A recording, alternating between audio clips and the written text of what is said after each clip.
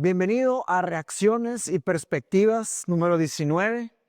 Esta es la primera vez que hacemos Reacciones y Perspectivas en vivo. Esa es una cosa que estamos experimentando. De hecho, ni siquiera estoy muy preparado y les tengo una pequeñita sorpresa. Aquí atrás de nosotros está Cam 2. Salud. Ahí está todo Cam 2. Estamos grabando completamente en vivo. Bueno, de forma asíncrona, pero completamente en vivo, aquí desde la bella ciudad de Cambridge, y estoy también aquí en mi laptop. Entonces, unas cuantas cosas, pero ya el formato que empezamos a desarrollar, ya lo estructuré aquí. Entonces, aquí le pongo así, y ya vamos para el análisis. Muy bien. El tema que decidí grabar hoy es el tecnofeudalismo. Esta conferencia que tuvimos de Camp 2 fue sobre, bueno, está siendo sobre robótica social, inteligencia artificial, que sucede en muchos niveles. Pero me di cuenta que hay una capa que no hemos tocado, que sería la capa político-económica, que nos impacta a todos, ¿verdad? Porque sería, ¿quién gana con todo esto? Hemos hablado de derechos de robots, hemos hablado de maquinaria, hemos hablado de cuántica, hemos hablado de qué significa que hay un robot que sea como nosotros, pero que no tenga fenomenología. ¿Quién gana con todo esto? Y hay un framework que está rondeando el mundo, una teoría que es entre académica, pero también es una teoría política. La escribió Yanis Varoufakis. De hecho, yo siempre recomiendo que le echen un vistazo a ese libro, se llama Tecnofeudalismo. Y lo recomiendo porque Varoufakis, por un lado, es un académico, él tiene sus maestrías, sus doctorados, pero también fue ministro de Finanzas de Grecia. Entonces, él tiene también un aspecto no solo económico, sino que un aspecto político. Él y Chomsky fundaron un partido político europeo llamado DiEM25. Tuvo cierto éxito y no lograron conseguir grandes posiciones, pero ellos son personas que son pioneros, mucho de lo que hacen. Y hay una vieja lucha entre el rol del académico y el rol del político, ¿no? Que el académico, entre otras cosas, busca la verdad, el político, entre otras cosas, busca el poder. Y hay una vieja lucha, desde que Platón detecta esto en la República, sigue sucediendo, ¿no? Entonces Varoufakis habla sobre esto y presenta una teoría que la dejamos a que ustedes la evalúen, que si es verdad o no, es una cosa muy difícil. Su forma de verlo es muy valiente, es muy complicado de comprobar, pero él hace un trabajo que yo argumentaría que es un buen trabajo, les toca a ustedes evaluarlo, pero él trata de comprobar cómo este mundo político y económico ya no se trata exactamente del capital, ya no es lo más importante, ya no se trata del dinero, sino de otra cosa. Una frase que regreso una y otra vez, bueno, y un poco de contexto. Yo hice mi tesis de la maestría que hice con Alba, que acaba de dar la conferencia. Mi tesis fue precisamente sobre el tecnofeudalismo y Tesla.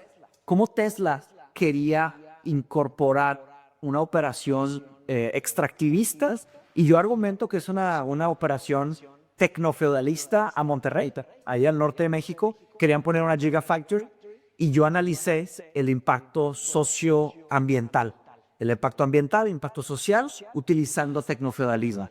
Entonces, pues sé bastante del tema, pero es muy largo.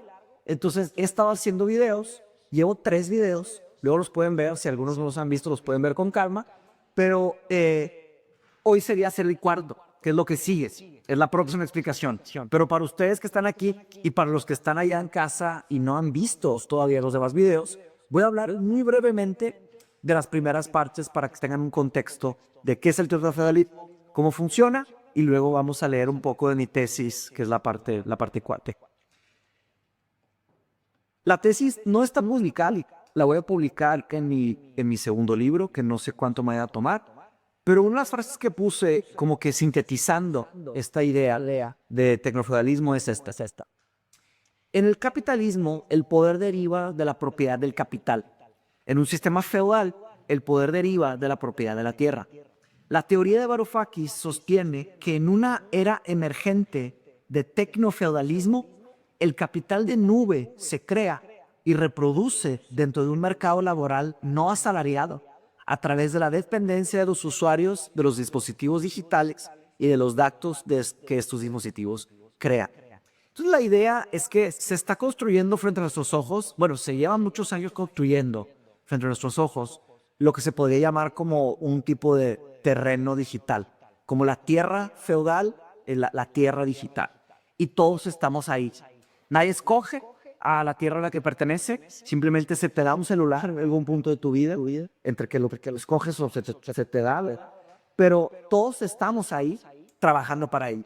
¿Y por qué decimos trabajando? Porque realmente estamos agregándoles valor. Todos estos experimentos tan delicados de los que nos hablaba Alba, sobre cómo poder tomar la calidad y la cantidad de datos correctos éticamente para poder estudiar y entender fenómenos, bueno, lamentablemente a los tecnofeudalistas no les importa mucho ni la ética ni pedir permiso. Hemos visto miles de ejemplos de cómo nos graban tanto como con cámara o con micrófono o con otros tipos de nodos que se le llamarían nodos tecnofederales, están recopilando datos y están haciendo experimentos, a veces conscientes, a veces inconscientes, porque alimentas un mundo de datos a una base de datos y a veces tú buscas patrones, trazas un inicio y un fin, pero a veces el mismo modelo te propone nuevos patrones que reconoció. Entonces, se están experimentando con nosotros todo el tiempo. Y esos experimentos tienen que ver con nuestra psicología, cómo actuamos, cómo nos comportamos. Regresando al tema de la robótica social, esos robots sirvientes, que ahora ya tenemos la terminología correcta, ¿verdad? O robots trabajadores. Me refiero a los del hogar, no industriales. Van a estar llenos de nodos y van a estar midiendo muchas cosas. Entonces, aunque no sean sociales, como nos dice Alba, le importa, porque van a estar con micrófonos, con cámaras, y a menudo también van a estar teleoperados, ¿verdad? Alguien los va a pilotar. Pero toda esa data que tomen vale oro. De hecho, en un momento se dijo en esta literatura que la data es el nuevo petróleo, data is the new oil, pero yo pienso que hasta le queda chica esa idea, ¿no? Diciendo que la data es lo más valioso. Para mí, la data es mucho más valiosa que el petróleo porque la data es el regalo que sigue regalando. Dentro de 10 años, todos los datos que recopilaron del 2025 van a producir más inferencias, más conclusiones, va a valer más. Dentro de 100 años, 200 años. Entonces, es retroactivo el valor. Entonces, conseguir los datos correctos del lugar correcto, en el momento correcto, preservarlo, eso se está convirtiendo en la cosa más poderosa que hay. Y hablo ya de poder, no de dinero, porque precisamente en esta cuarta parte de explicación de tecnofeudalismo, vamos a hablar sobre un momento en el que Varoufakis le llama un milagro desafiante del capitalismo, un milagro que desafía el capitalismo, que es como la gran evidencia que él da. Dice, mira, aquí, y él lo detectó aquí en Inglaterra. Pero antes de llegar a este momento, quiero hacer un pequeño repaso de lo que Varoufakis llama las 3 transformaciones del capitalismo. Y esto lo voy a hacer todo en vivo, va a ser muy difícil. Es un tipo de triple síntesis. No hay forma de poder hacerle justicia al tamaño del libro. Les tocará a ustedes leerlo por su cuenta, pero voy a hacer un tipo de resumen al grano, ¿verdad? Entonces, esa es la segunda. Déjenme nada más, hablo base tecnofeudalismo 1. Aquí está. La primera transformación. La primera transformación, argumenta Varoufakis, bueno, y muchas veces hay estudios, por ejemplo, el marxismo y otros marxismos post-Marx que lo estudian de otras formas, hablan sobre cómo el capitalismo se transforma y se adapta a lo que sea que suceda. Varoufakis argumenta que sí, hasta este momento el capitalismo se ha adaptado a lo que ha venido sucediendo, pero él dice que estas 3 transformaciones fueron tan brutales que él usa una metáfora, ¿verdad? Pero dice que rompieron el sistema fundacional del capitalismo.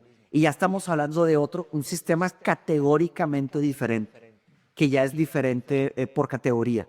Claro que él no es el único o el primero que habla de estas cosas. Hay muchos contendientes que han tratado de explicar algo parecido y les toca a ustedes investigarlo, ¿no? Uno sería Black Box Society, Platform Capitalism, Surveillance Capitalism y ahora lo que mató el capitalismo, tecnofeudalismo, ¿no?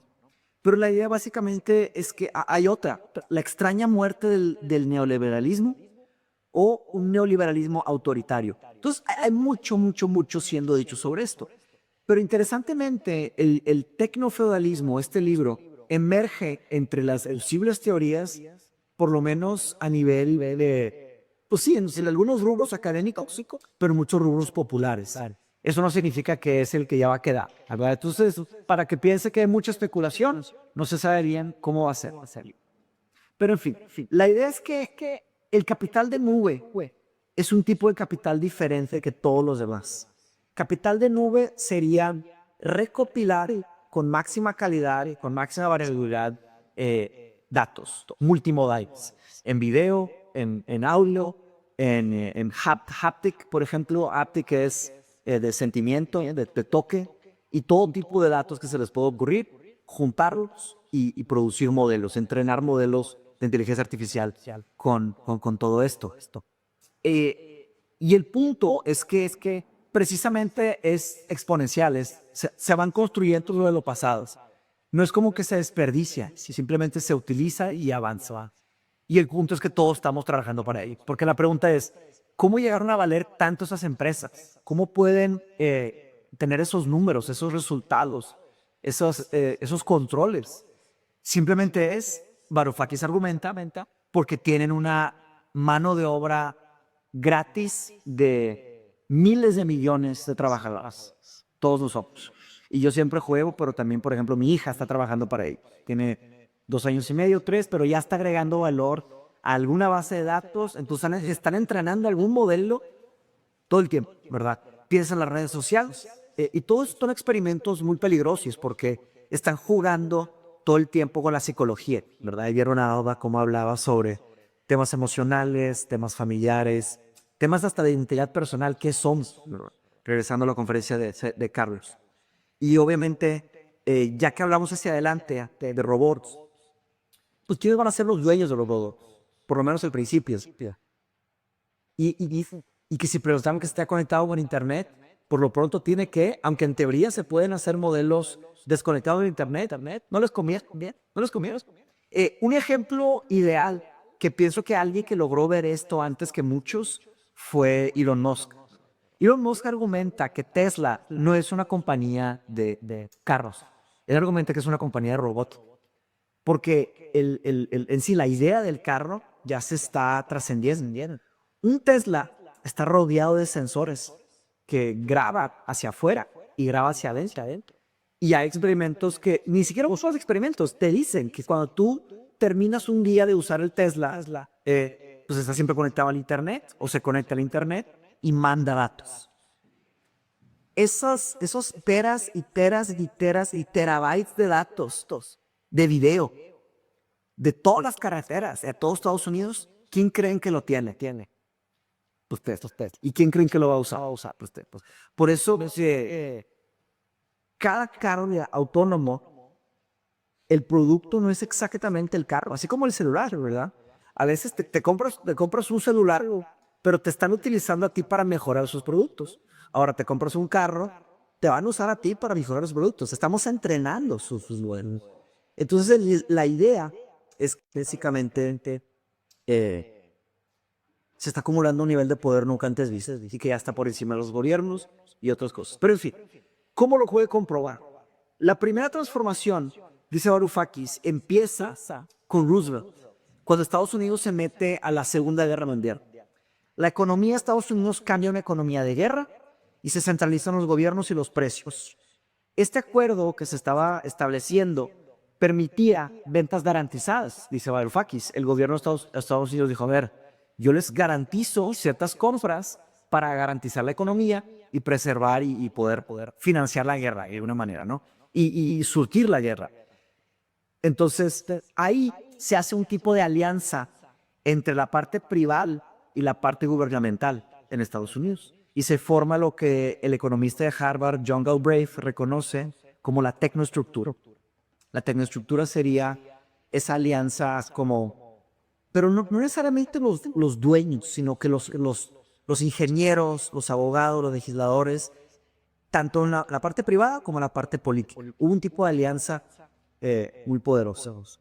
Entonces, para hacerle frente a esa situación, Estados Unidos implementa el Bretton Woods, que ya que pasa la guerra, ¿verdad? Claro, hay mucho que platicar, pero después se termina la Segunda Guerra Mundial y Estados Unidos de alguna forma amplía muchos de sus trabajos y tratan de mantener una forma de estabilizar esa promesa que le hicieron a las empresas. Las empresas en Estados Unidos ya no tenían no les podían garantizar sus compras. El gobierno ya no podía garantizar las compras. Entonces buscaron establecer un tipo de orden pues global, ¿verdad? No es que querían dominar el planeta, aunque hay quienes argumentan que sí, pero se establece el Bretton Woods, que sería una unión monetaria basada en el dólar estadounidense. Entonces, de alguna forma, los que le entraron a este plan tenían que permitir un tipo de cambio con un porcentaje de 1% al dólar americano. Dentro de 1% los tipos de paridad. Sería decir, cada país se tuvo que comprometer para mantener este tipo de economía. Y fue, bueno, claro que hay una doble carga. Lo que se ofrece hacia afuera y lo que sabían los países que estaban haciendo al firmar este acuerdo en Bretton Woods y lo que se hacía hacia adentro, lo que estaban prometiendo para poder salvar o establecer o mandar a llevar adelante la economía de Estados Unidos. Entonces, cada país se compromete con mantener un tipo de cambio muy cercano al 1%, un valor fijo frente al dólar estadounidense, ¿no? Entonces, esa fue la primera cosa trascendental que argumenta Varoufakis que sucedió. Él le llama la primera transformación del capitalismo. Luego vienen miles de conceptos como la globalización y la geopolítica y todos los tipos de trabajos y cosas que suceden en el Inter, ¿verdad? Pero en fin, ahí se establece, eso no fue lo primero. Lo segundo,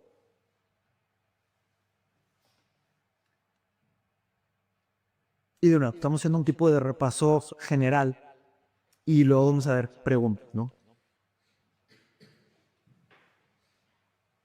La segunda viene de, curiosamente, la televisión, la radio y la mercantilización de la atención.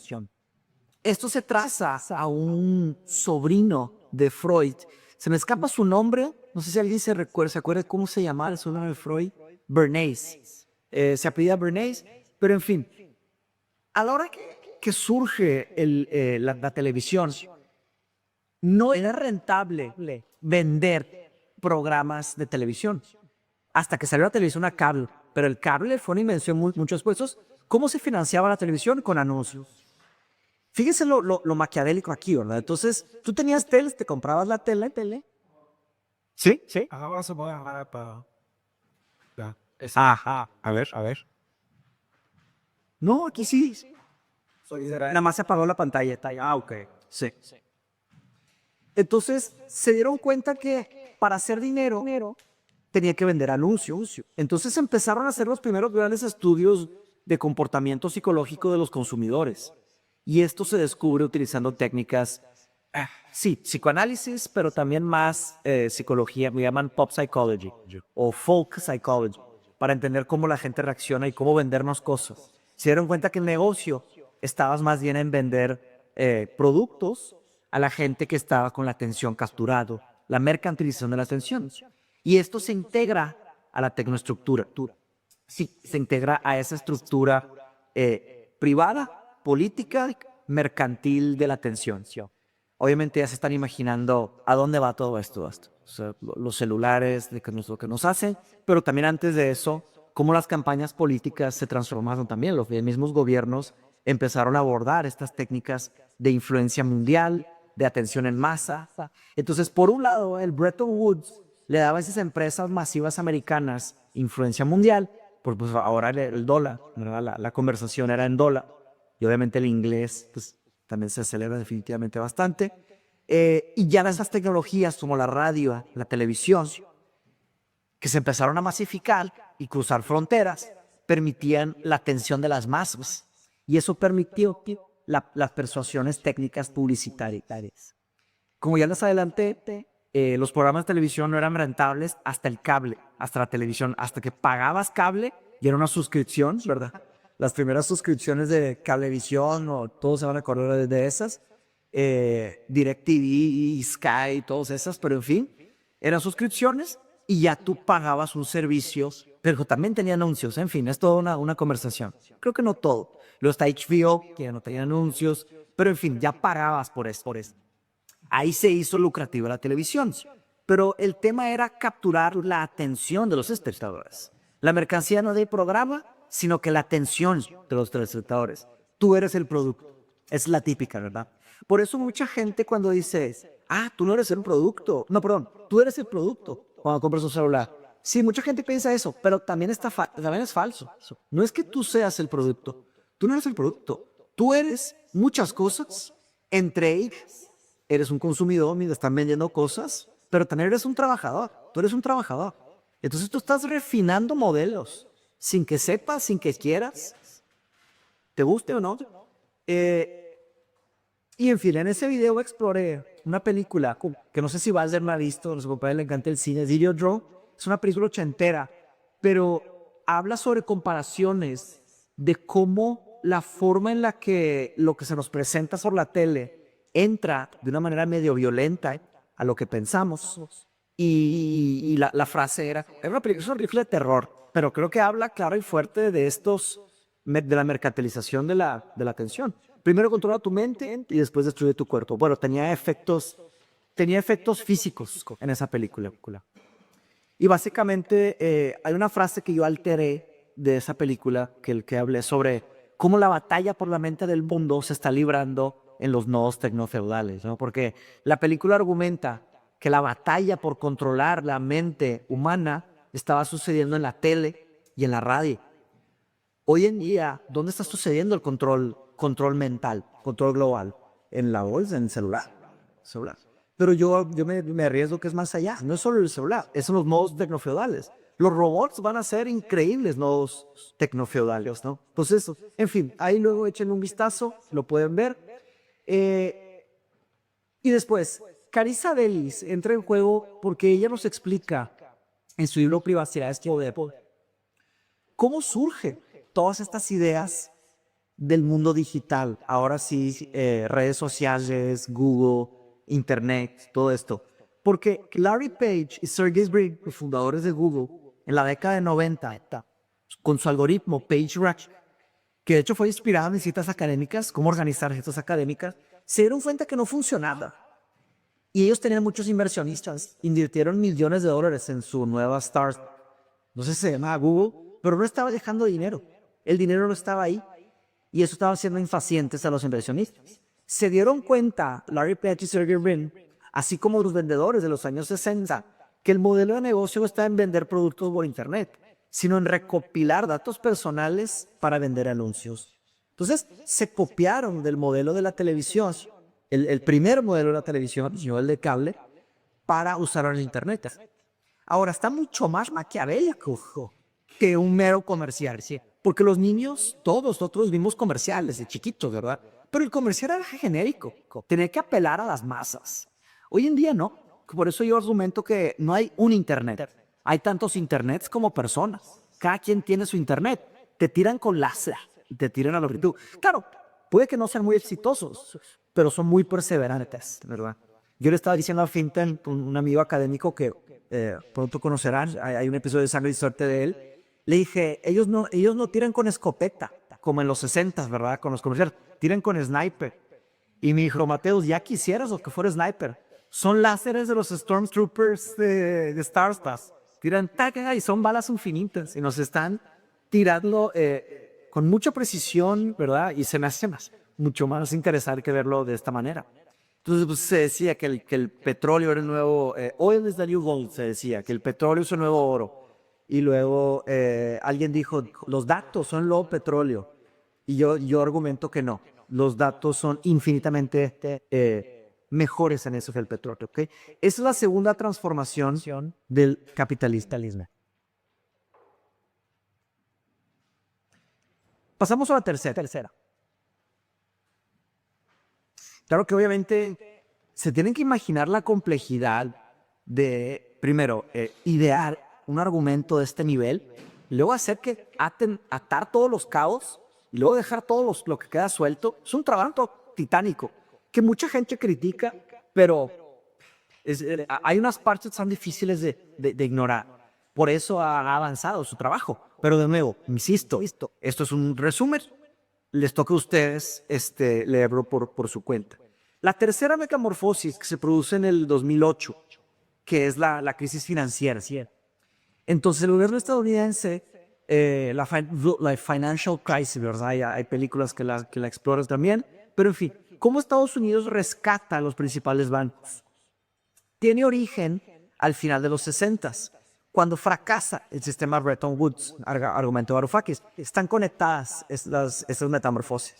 Varoufakis argumenta que lo que pasa en Estados Unidos pasa de ser una economía de superávit comercial a una economía deficitaria.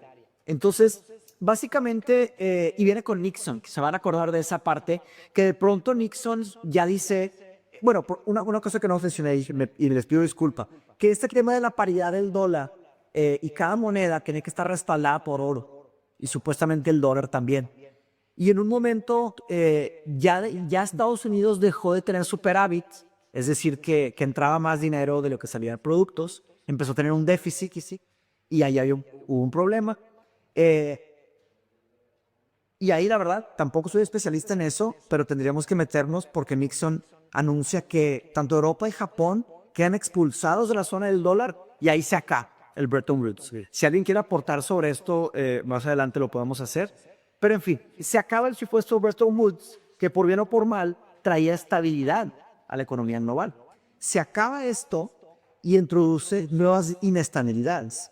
Entonces, claro que lo que sucede en 2007 no solo fue un problema de bienes raíces, porque si fue una burbuja de hipotecas y un efecto dominó, pero Varoufakis argumenta que en el 2007, justo cuando sucedió todo esto, los ingresos mundiales pasaron de 50 a 75 billones de dólares. En inglés se dice trillion, ¿ok? Pero la suma de las apuestas financieras mundiales, las apuestas financieras subieron de 70 a 750 billones de dólares. Entonces, y esto tiene que ver con la historia del cómputo. Así como fue avanzando la computación, Wall Street empezó a producir instrumentos financieros más y más y más complejos. La película de The Big Short habla muy bien de esto, pero en la misma película se burla de lo críptico y difícil que es el mismo lenguaje financiero y cómo es intencional para que la gente no entienda. Y entonces hay un mundo de complicaciones. Entonces estaban las hipotecas AAA, las hipotecas AA, hipotecas A, hipotecas triple B, W y B. Entonces las demás arriba eran con mucho menos riesgo, que iban a pagar la hipoteca. Las demás abajo con muchísimo riesgo, que hasta estaban regalando hipotecas. Entonces se dieron cuenta y se hizo una burbuja masiva y luego empacaban grupos de hipotecas en un clúster y te vendían una acción de ese clúster de hipotecas. Tú nada más comprabas un tipo de bono, un instrumento financiero basado en algoritmos que no sabías bien qué era, pero estabas ahí. Entonces, en fin, los hardwares y softwares de la época, y esto está aumentando. No crean que ha disminuido la complejidad. Claro que esto fue un trauma en el mundo de Wall Street y se introdujeron muchos nuevos checks and balances, pero en fin, quién sabe cuándo va a ser la próxima crisis, nadie sabe en realidad. Pero entonces se introduce mucha complejidad a los productos financieros. De nuevo, tampoco soy especialista en esto y yo sé que ustedes tampoco, pero pues al leer el libro les va a tocar leer un poco de esto, que ayuda para hacer un poco más de trabajo generalista. Esos derivados es el nombre técnico. Es un nuevo instrumento financiero y fue la causa principal de la burbuja del 2008. Los derivados se fraccionaron y se vendieron a compradores desprevenidos, esto que les dije, y se mostraba una falsa seguridad. Era como, no te preocupes, es un grupo, es más seguro. Pero en realidad estaba compuesto de puras hipotecas triple C, doble C y C y unas B, y así le mezclas y órale, comprar y a vender. Obviamente se enriqueció mucha gente, pero pues después se empobreció un mundo de gente. En fin, en 2008, cuando un grupo, claro, estudiar esa crisis en sí es un acto muy interesante, se los recomiendo. Dense unas cuantas horas, días, para estudiar ahí lo que puedan absorber de esa crisis muy importante. Pero en fin, cuando un grupo de personas dejó de pagar sus hipotecas, el sistema financiero se desplomó. Un profesor llamado Darrell Duffy sostiene que la quiebra tuvo el origen con las deficiencias del mismo sistema financiero. Y Varoufakis da dos razones. Porque dos razones de por qué no se responsabilizó los financieros. Porque, es decir, oye, bueno, tronó todo, culpa de ellos. Bueno, cárcel. Métanos a la cárcel de las empresas. Muchas gracias. Entonces, criminales corporativos, métenos a la cárcel. ¿Qué pasa? Varoufakis da dos razones de por qué no los responsabilizaron, no los pusieron culpables. De hecho, al final de la película Big Short se trata sobre eso. Precisamente él dice, y ya se desplomó, y todos fueron a la cárcel, y cayeron multas, y no se crean. Nadie fue a la cárcel, nada más corrieron a todos, y la gente perdió. Muy triste, pero en fin, dice, primero, las mismas personas que gestionaban el sistema de pagos, ellos vendían los derivados. Y segundo, el colapso completo del mercado financiero hubiera llevado a la quiebra de Estados Unidos. Hubiera quebrado Estados Unidos. Esto nos llevaría ¿a qué? A la tecnoestructura. La tecnoestructura sería la alianza de las corporaciones o los que manejan todo el capital o mucho el capital y el gobierno americano. Bien. Chomsky es relevante aquí porque Chomsky dice, mucha gente dice, si Estados Unidos es capitalista, es bla, bla. Dice, no, es un state capitalism, es un capitalismo de Estado, porque el Estado invierte y es dueño de mucho de lo que son la parte privada y además se ayudan mutuamente. ¿Quién consigue el dinero para hacer las campañas, para conseguir los votos, para escoger los presidentes, los legisladores? ¿Qué pasa con el lobby? Es un sistema de corrupción legalizada a través del dinero. Del dinero te compra prácticamente todo. Entonces, en fin. Esas tres metamorfosis, argumenta Varoufakis, que transforma el capitalismo en un tipo de neoliberalismo, que ya sería un capitalismo desenfrenado, descontrolado. Y en palabras de Varoufakis dice que destrozó la actitud evolutiva del capitalismo. Y después, en el 2020, él estaba detectando esto como economista, estaba estudiando todos estos fenómenos y se quedaba muy atento y ya se argumentaba por mucha gente que estaba en neoliberalismo. Pero después, en el 2020, sucede algo que comprueba esta sospecha que tiene Varoufakis, que es el tecnofeudalismo. Él le otorga a este momento como el origen del tecnofeudalismo, que fue en el 20. Durante el coronavirus también. Vale la pena mencionar eso. Ok, ahora vamos al cuarto video. ¿Ya los actualicé? Bueno, lamentablemente no preparé este cuarto video porque fue todo muy rápido. Entonces estamos haciendo todo en vivo. Lo que les traje es un pedazo de mi tesis y vamos a hacer un trabajo directo. Entonces, estas tres metamorfosis que suceden en el capitalismo llevan al capitalismo neoliberalismo. Pero después, en el 2020, sucede algo que comprueba la tesis. ¿No me está dejando alterar, Terán? Pero que está en no. Si se está en no, pero ¿por qué? ¿Quién? Vamos, dale clic que dice Diven, a ver si te da chance de cambiar el new. No, a la derecha. Perdón, de los Ya vi, en azul. A la derecha. Sí, listo, perfecto, muchas gracias. Querrán sale una notita arriba, le picas Enable End. Sí. En fin. Gran Bandit. Entonces, después del 2020 sucede algo que comprueba su tesis. Él describe la respuesta del mercado financiero como un milagro que desafía el capitalismo. Una cosa que como economistas dices, no debería haber pasado. En Londres, donde el Producto Interno Bruto del Reino Unido cayó un 20%, pero la bolsa de Londres subió un 2.3%. ¿Okay? Esta anomalía, argumenta Varoufakis, que nunca había sucedido en la historia de la economía.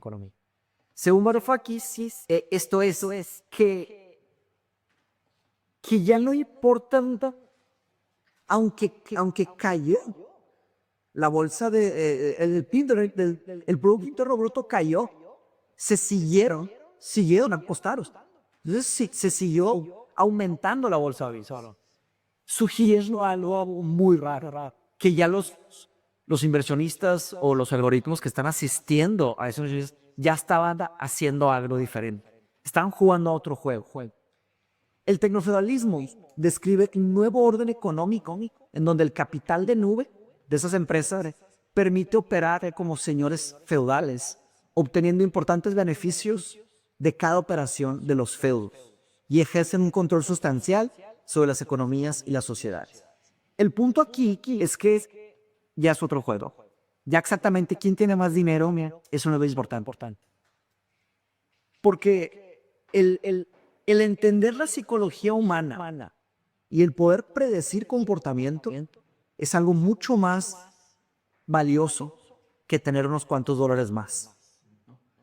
Mientras los trabajadores de las empresas como GE, Exxon, General Motors perciben como, o fíjense, eso es de mi tesis, para que vean también las sustanciales comparaciones entre las empresas o las corporaciones tradicionales y las empresas o las corporaciones tecnofeudalistas. Ahí va.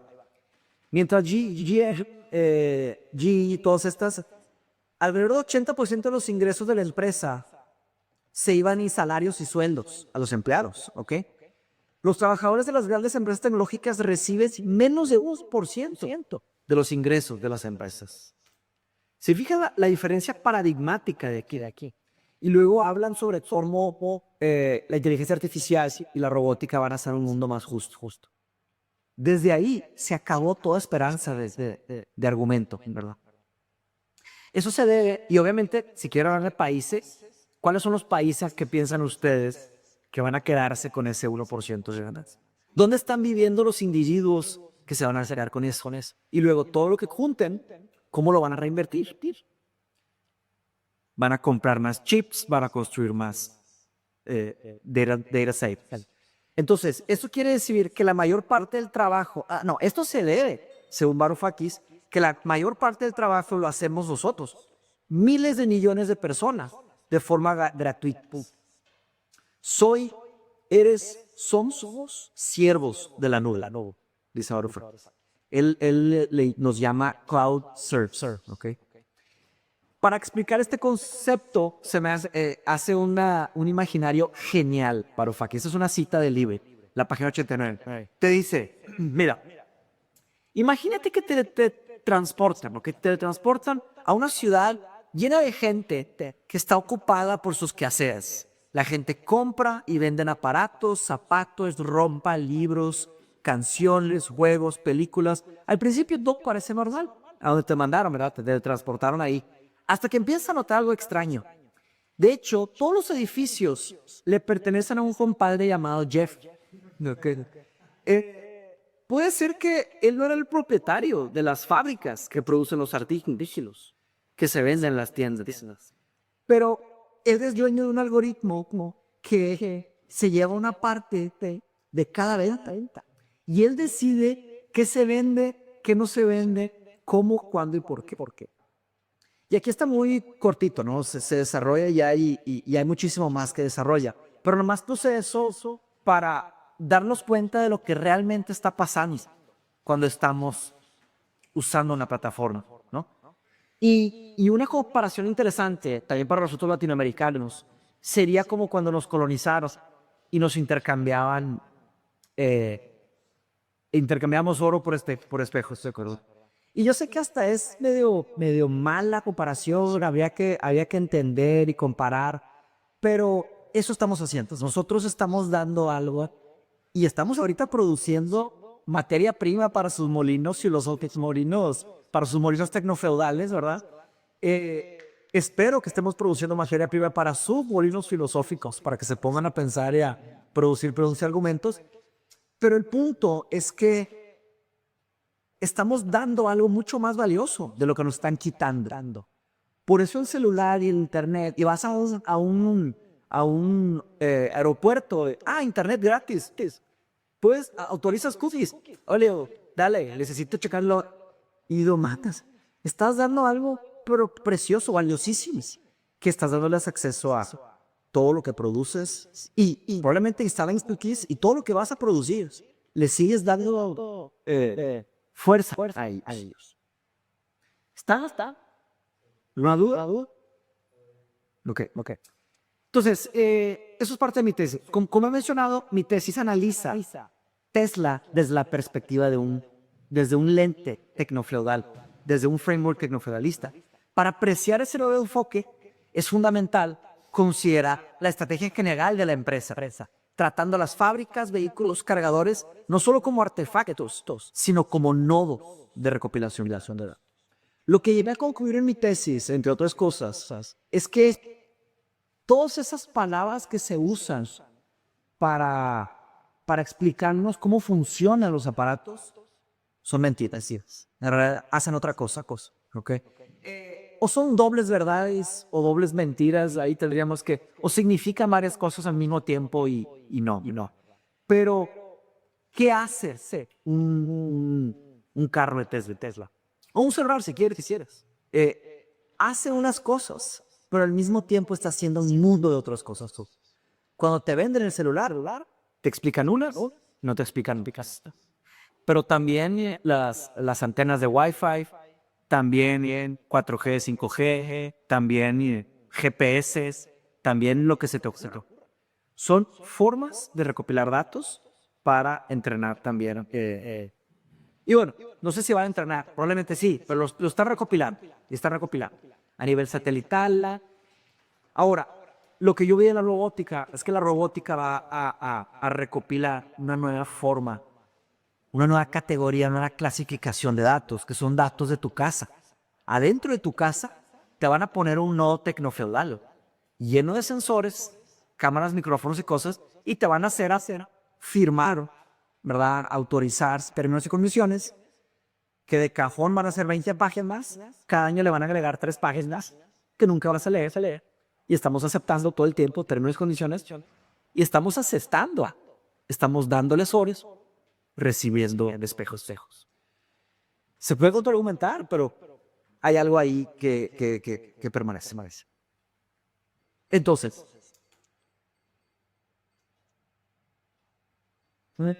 vamos a otro.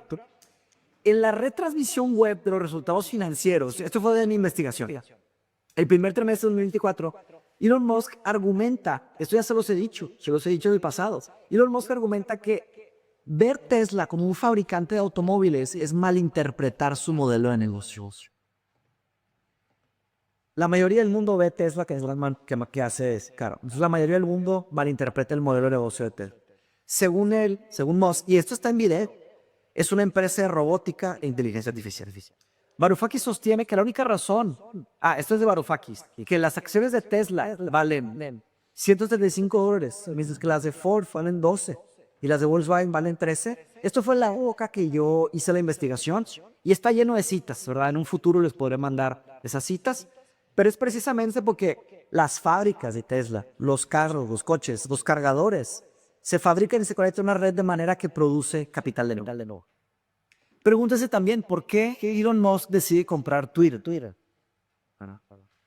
De los tecnofeudalistas se argumenta que prácticamente todos ya tenían unos medios sociales o tenían acceso a medios sociales. Elon Musk no.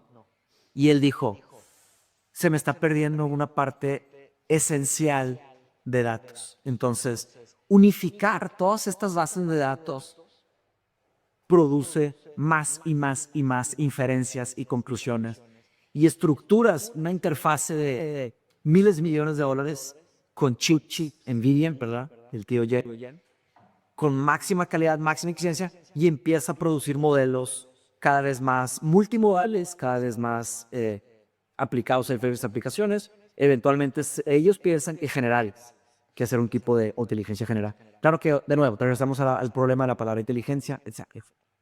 Entonces, aunque no se conoce públicamente el alcance total de los datos que tiene Tesla, porque son recopilaciones privadas, no son bases de datos públicos.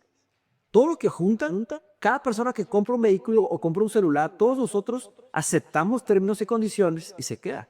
Ahora también, otra forma de verlo serían los carros eléctricos automatizados chinos, por ejemplo, que están por todo México ya. Están mapeando y están mandando todo a servidores chinos. Eso es obvio. Entonces, están recopilando una calidad de datos para producir inferencias de conclusiones y modelos allá.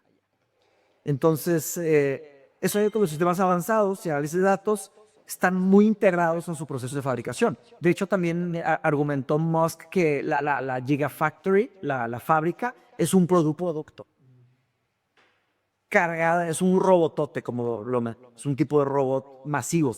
Y mientras menos gente, mejor. ¿Por qué? Menos resistencia, menos preguntas, pues más eficiencia. Se están deshaciendo de los humanos más y más y más. Entonces, esos sistemas incluyen automatización de robótica, carros inteligentes, análisis basados en inteligencia artificial y ayudan a optimizar operaciones y garantizar estándares de producción de calidad. Recuerdan que Celeste nos habló sobre cómo a nivel industrial era muy impráctico tener tantos humanos por el error humano. Entonces, pues lentamente nos fuimos sacando beneficios de esas eficiencias, pero por lo menos los salarios eran 80% del dinero que se ganaba, se regresaba a los salarios de la gente. Por eso podían tener familias grandes, casas grandes. De ese boom de Estados Unidos se regresaba a la economía. Ya no está pasando eso. 1% se regresa a los ingenieros que ganan fortunas. Ese 1% de ingenieros de Silicon Valley son millonarios.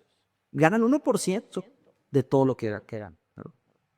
Entonces, el acontecimiento que sucede, y después siguió investigando Varoufakis, después de ese 2020, en el 2023, otra cosa respalda la teoría tecnofeudal de Varoufakis. Tras una investigación de 2 años, la Administración Nacional de Seguridad de Tráfico de Carreteras determinó que el sistema de conducción autónomo de Tesla es defectuoso y requiere una reparación. A ver, muchas cosas ustedes ni me acuerdo, eso que escribí en el 2022. El punto aquí es que, bueno, déjenme se los leo y luego se los explico. Detectaron un problema masivo los Teslas. Entonces dijeron, oye, está defectuoso, regresen los carros. Urgente. Es un peligro, es un tema de vida o muerte. Porque un problema en tu celular, es un bug que puede causar una enfermedad mental, que es un problema enorme. Pero un problema en el carro, chocas y te mueres. Entonces, la seguridad de Estados Unidos detectó el problema, accionaron Tesla y provocó la retirada de mercado de más de 2 millones de vehículos. Esto representa la mayor parte de la producción vendida de carros. La mayoría de los Teslas vendidos en Estados Unidos se tuvieron que regresar. ¿Ok? Siempre en la historia de la industria automotriz, cuando los fabricantes hacían eso, o sea, le llaman recall, vehicle recall, problema del cinto, problema de las llantas, ¿verdad?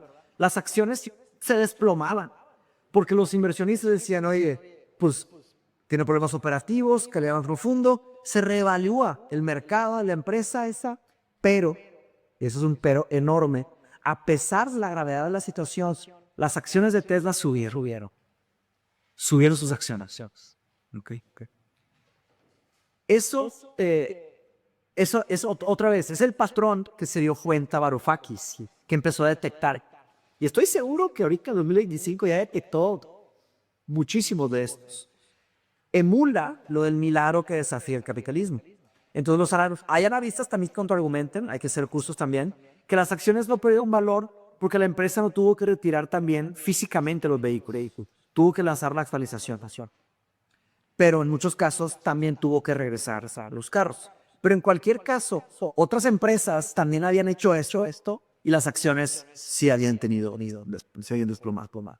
En cualquier caso, esa estrategia de Tesla de recopilar datos les otorga un enorme control y poder sobre lo que pasa en los vehículos. Entonces, es otra cosa.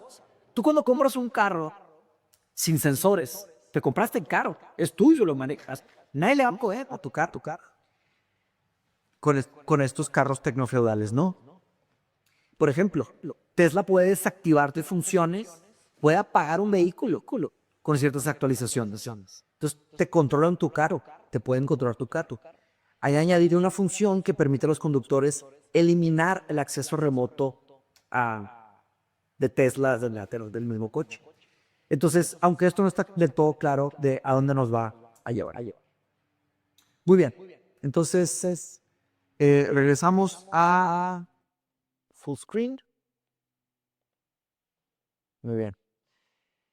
Y eso es lo que quería traer a la mesa, porque, claro, y el libro está mucho más largo y habría que meternos a mucho más matices, pero creo que agrega un grado de realidad a mucho de la teoría y de las prototipaciones que están sucediendo, ¿no? Es la vieja pregunta en latín, cui bono, ¿quién gana? ¿Quién saca los beneficios de todo esto? Y luego, ¿quién paga la cuenta? ¿Verdad?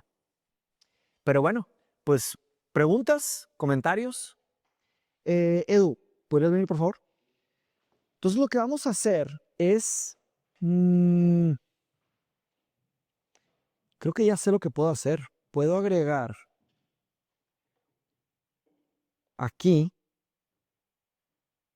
Podemos voltear la cámara. Así. Perdón, me equivoqué. Pero qué bueno que no se apagó. Ahí volteamos la cámara a ustedes. Y aquí voy a tener que hacer también un poco... Ahí está. Le metí un poco de zoom. Y ahí están ustedes. ¿Le puedes pasar el micrófono, Edu? ¿Lo puedes prender, por favor? Ya está prendido, de hecho. Ya está prendido. Pero creo que aquí lo que puedo agregar, déjame ver nada más si puedo agregar una cosa más. Video Capture Device, que sería, no esta, sería esta.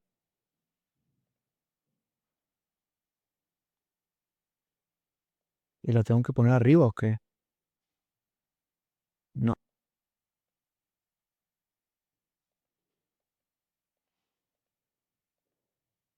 No. Más bien aquí agrego esto, disculpen, esto es todo en vivo, entonces un poco de paciencia. Hay que agregar Osmo Pocket 3. No, porque ya sé. Disculpe. Ya sé qué tengo que hacer. Exactamente. Era borrar la otra. Seguimos grabando. Es aquí. Agrego. Ahora creo que sí va a jalar. El gato. Ahí está. Perfecto. Switchamos. Y así podemos estar los dos juntos. Y aquí tengo que agregarle rápidamente un filtro. Filter. Disculpen, eso es parte del experimento. Image. Ok. Híjole. Ok. Es esto. ¿Ven? Close. Ahí está. Venga. Que si no es en vivo extra. Tenemos 10 easy beauty para... Perfecto. No, 10. Tenemos 10. Cerramos en... Sí, ven. Tu nombre y luego la... Quedaba y dado la torna de lo que planteaste del profesionalismo, dijo, personas ya estamos inmersos con los teléfonos celulares a las computadoras, siempre otorgando datos, querramos o no, y dice las plataformas digitales, ¿cuál es la mejor alternativa, la mejor discusión que podemos tener nosotros siendo críticos hacia las tecnologías, pues para no quizás cobrar más datos o de alguna manera poder resistir un poco a las influencias que por bien o mal estamos siempre pues persiguiendo, ¿no? Bien. Entonces, pues primero que nada, creo que no hay mucho que podamos hacer, lamentablemente. Son fuerzas colectivas, poderosas, globales. Es un tema, es un problema de infinitas capas, ¿no? Sí. ¿Cuántas personas conoces que se han quejado del capitalismo? Ahora imagínate algo más maquiavélico, más perverso, más aplastado. Hasta ahora, no sabemos. Sería mucho más difícil. A nivel personal, ahora, el otro lado del argumento es que yo siempre he pensado que no hay forma de mejorar las cosas a menos que sepas qué está pasando. Creo que empieza con el conocimiento. Y si es que existe algún tipo de esperanza en mejorar las cosas, tiene que ver con los que estamos queriendo cambiar las cosas, los que estamos fuera. A los que no nos toca es el 99% de todo lo que están generando y haciendo, porque también te preguntas, oye, ¿y cuánto impuesto pagan de ese 99% que se quedan los tecnofeudalistas? Porque el 1% se lo da a los empleados. El 99% digamos que se reinvierte, el dinero que se gana, ¿cuánto tiempo tarda para que eso que generaron o que ganaron, que la palabra ganar es muy cuestionable, robaron en un sentido, cuánto se tarda eso en producir un beneficio público? La idea son los impuestos, ¿no? Se pagan impuestos, los impuestos se usan para mejorar la sociedad. ¿Cuánto se tarda? No sé. O sea, si todas esas fortunas que se están acumulando de pronto se echan a andar en beneficio del público, pues van a mejorar las cosas. Pero si se quedan encerradas en cuentas de banco y en yates y en mansiones, no le van a ayudar a nadie. No van a hacer ni un hospital ni una escuela, ¿verdad? Entonces me temo que a nivel individual lo que nos toca, por lo menos al principio, es entender el problema, socializarlo, comunicarlo y sí, porque pues puedes decir, pues Mateus, ya no uso mi celular, ya apago mis cámaras, todo, pero están por todos lados, por todos lados. Yo creo que otro podría decirme, me voy al bosque. Bueno, ¿y qué pasa con el resto de los miles de millones de humanos que vivimos en la Tierra y estamos ahí siendo estudiados? Entonces, en fin, esa sería mi respuesta. Poca esperanza, pero pues Dios tiene que empezar en algún lugar. Gracias. Para acá.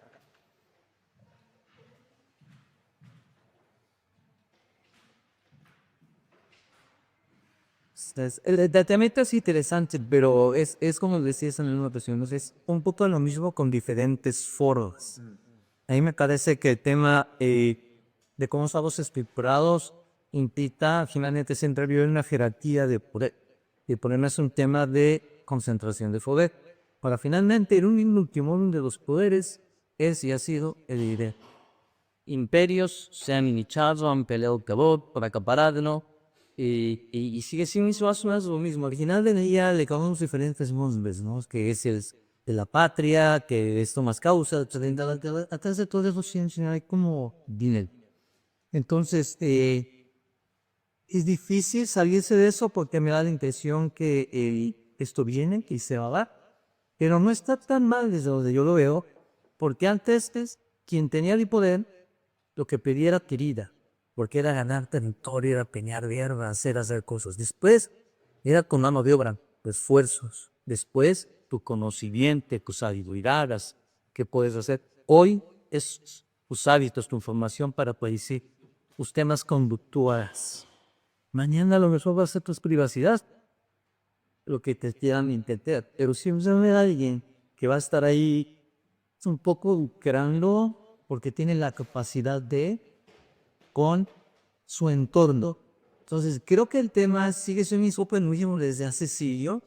Son nuevas cosas innovadoras. Creo que hay muy aceptado el tema que es de la tecnoestructura, que se ve cómo se confluye ahí la gente política con la gente que tiene la tecnología y el edge energético, y ahora el tecnocerebralismo. Pero el comentario básicamente viene en el sentido de que es un sistema difícil del cual salir, que sigue siendo algo que se va a dar y que va a ir cambiando a lo largo de la historia de la humanidad. Entonces, no es que Varoufakis dice que el dinero no importa, el dinero sigue y probablemente siempre seguirá importando, pero dice que ya no es lo más importante. Él argumenta que ya los que tienen estas bases de datos de hiperescala, se llama Hyperscale Data Farms, que son granjas masivas de racks que están tomando datos y preservando datos y procesando datos. Eso vale mucho más que cualquier fortuna. Sigue en juego el dinero y siempre seguirá siendo, pero Varoufakis dice que ya no es lo más importante, porque estos tienen implicaciones de poder, que es un tema de control. Es como si dices, yo tengo $1,000,000, yo tengo una pistola. ¿Quién se va a salir con las uñas? ¿El que tiene $1,000,000 o el que tiene la pistola? Entonces, tiene implicaciones militares también. Y entonces tiene implicaciones de control. Tiene implicaciones de inteligencia, de descubrimiento, de velocidad. Entonces, el dinero siempre seguirá en juego. Y el nombre tecnofeudalismo tiene que ver con que hay muy poca elección, como que se nace en, ¿verdad?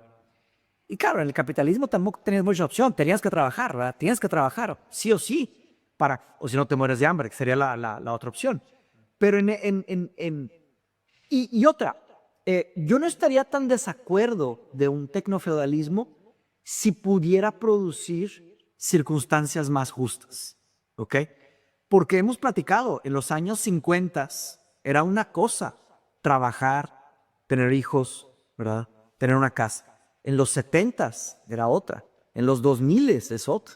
Parece ser que es cada vez más difícil y se siente la desigualdad, ¿no? Hemos visto miles de estudios. Entonces, ahí está un problema enorme. Entonces, esas serían las dos respuestas. La primera sería que el dinero siempre será siendo esencial, pero mientras estamos nosotros aquí intercambiando, que para sus escalas de dinero son centavos, ¿verdad? Ellos están ya jugando otro juego.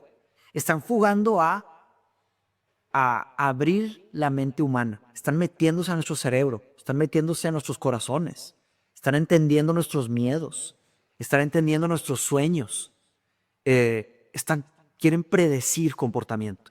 Entonces, por un lado, el problema es la concentración del poder de información, de todo eso, que es un tema no beneficioso para nadie, como el lado hacia allá. Y por este lado es la vulnerabilidad que puedes tener para que seas manipulado, para que seas Exactamente. felicidad. Exactamente. Esos son los problemas. Esos son los problemas. Sí, y claro, igual estamos en un principio de todo esto, ¿verdad? Porque, ¿qué pasa dentro de 100 años? No hay cómo saber. Pero si se logra, y el problema es la tecnoestructura también que levantaste, que es que están aliados, que los gobiernos están aliados con las empresas. Entonces, ¿quién queda afuera? Pues la gente. Eso se me hace que es lo más perverso. Porque si todos esos hallazgos y todas esas... porque están haciendo todo más eficiente, en teoría más barato. Si de pronto todo realmente fuera súper barato y comprarte un terreno fuera más barato, comprarte una casa, si se sucede eso, yo voy a ser más contento con el tecnofederalismo. Hoy por hoy no es. Y claro, regresando al feudalismo en sí, ayuda a estudiar el feudalismo un poco también, porque había gente feliz en el feudalismo, ¿verdad? Había gente que tú nacías y tu familia estaba ahí y estaba el señor feudal y vivías tu vida y eras feliz y todo, pero ¿qué se te quitaba? Que no veías. Más allá de eso es, ¿qué es lo que daba el feudal? Que daba seguridad para proteger tu casa. Esa es otra verdad. El feudal daba algo a cambio que te satisfacía. Acá también nos dan muchas cosas a cambio. Exacto. Pero siguen valales, creo, ¿no? Pues sí, ahora el mundo entero está encantado con estos. Estamos obsesionados con estos. Todos. Y cuando nos den robots vamos a estar encantados, felices, gracias. Vamos a pagar fortunas. ¿Y qué van a hacer ellos? Nos van a seguir controlando. Ahora, es raro, ¿verdad? Porque queremos libertad y ya que nos la dan, ¿qué es eso? Igualdad y todo.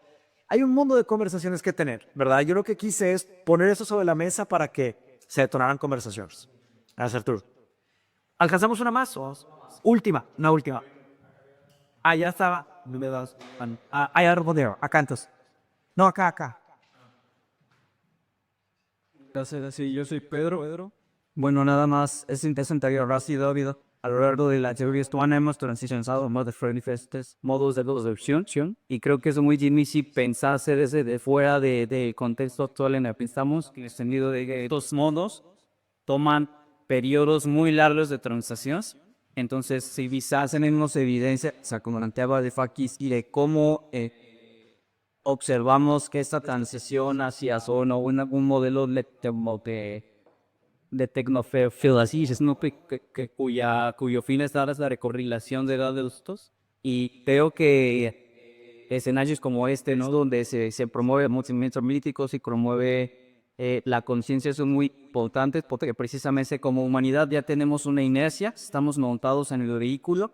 Es muy difícil decir vamos a revirar, a redireccionar de forma abrupta, de forma brusca, pero sí podemos ser muy perspicaces en ver cómo lo están haciendo otros poderes como ese chino, en hacer unos contrastes, ¿no? Si al final de cuentas la recopilación de datos es pretty, bueno, esos datos para qué nos van a servir en muy futuro, ver si ya hay un desarrollo, se promueve la igualdad, está difícil, todo pinta y que no va para allá, ¿verdad? Pero ser muy escépticos con eso creo que es muy importante. Creo que aquí es lo que digo, por lo menos yo me llevo y de la experiencia y de este momento también, ser muy perspicaces, un pensamiento crítico. Bien, bien.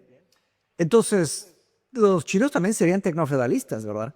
El tema es qué hacen, qué hacer con eso, qué hacer con ese poder, con ese hierro de control. No es mi área de expertise, la manera en la que China está utilizando sus algoritmos, sus modelos, sus robots. Parece ser que es más justo. Habría que meternos a detalle y entender cómo funciona, ¿verdad? Porque una cosa es lograr un avance fantástico, otra cosa es democratizarla para que le toque a todos. He pensado mucho en la tecnología en el sentido de que la tecnología produce una desigualdad abismal, porque te tiene que alcanzar, te tienes que comprarla, ¿verdad? Para que puedas disfrutar de la tecnología tienes que comprarla, entonces tiene que alcanzar. Si no te alcanza, te quedaste fuera. Lo otro es que tienes que saber usarlos.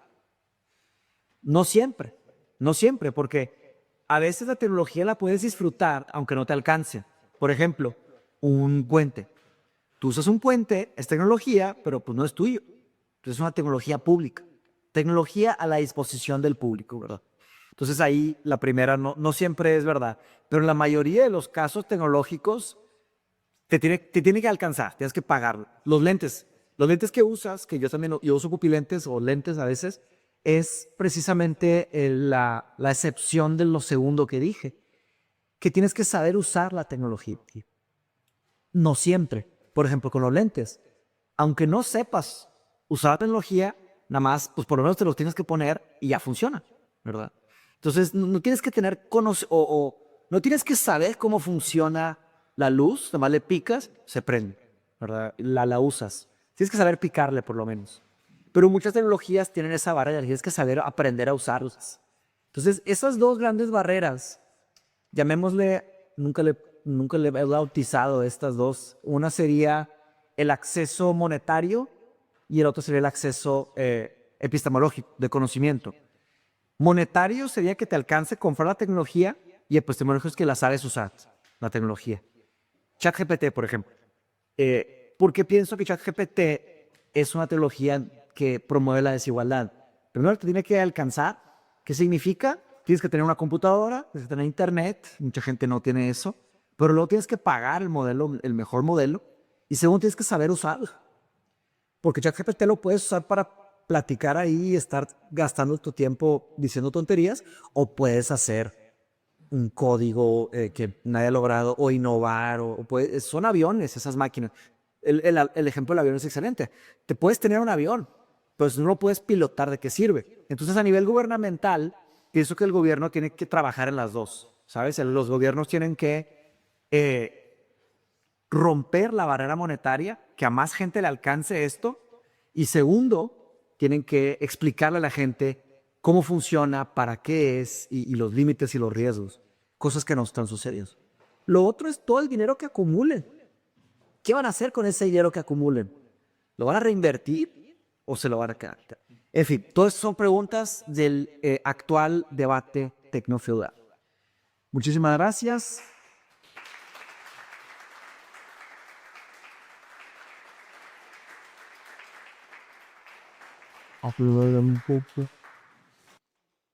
Muy bien.